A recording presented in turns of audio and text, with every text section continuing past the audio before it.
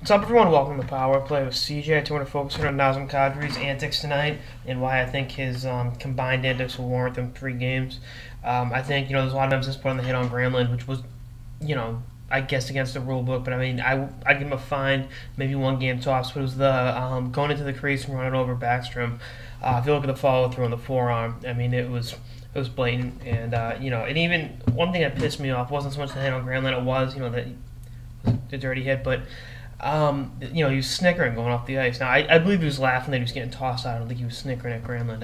He doesn't strike me as that kind of guy. But and then he was diving around, and they showed the clip on it, NBC Sports. He was trying to draw a penalty on Matt Cook, which hey, more power to you. But just stuff like that detracts from the game, and something you don't want to see, especially from a guy who's a very very good hockey player, and was out for that big contract extension, that he didn't get this past off season.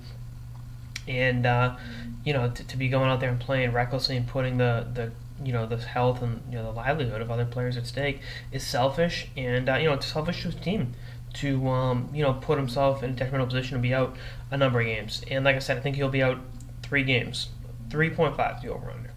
I could take the under on it, but if they give him 4, and he's a first time offender, I believe, so you don't want to see him go down that road and make this a habit. But like I said, I like Kadri's game as a hockey player, but he can't be pulling antics like this. And as much as I didn't like either hit, the diving around, I respect him as a player, but he can't be doing that.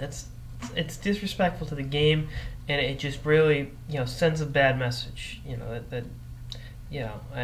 especially to fans from outside. I mean, fans always are apologetic over guys in their market that dive. Ask any Bruins fan besides me, who's objective.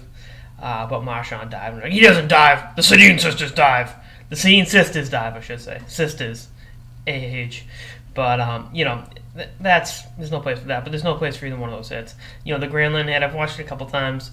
If Granlund was a few inches taller, is that big of an issue? Or if Kadri was a few inches shorter, whatever way you even out the geometry of it, that'd be something to look at. But I think it is something to look at as it is, because he's in a vulnerable position. You got to be cognizant of that as a player. But it is what it is. Hopefully, like I said, he learns his lesson, because I really enjoy watching him. I loved him when he's playing juniors for London Knights and Kitchener Rangers before that in the Canadian World Junior Team. He's got a lot of skill. He's still getting better as far as I'm concerned, and he's going to be hopefully that's like I said. It's like when a good kid hacks up for the first time, you punish them and hope it doesn't become a habit. So we'll see what happens. Anyway, that's on this episode of the Power Play with CJ on Nazem Kadri's possible suspension. Stay tuned for more episodes throughout the season and beyond. Later, guys.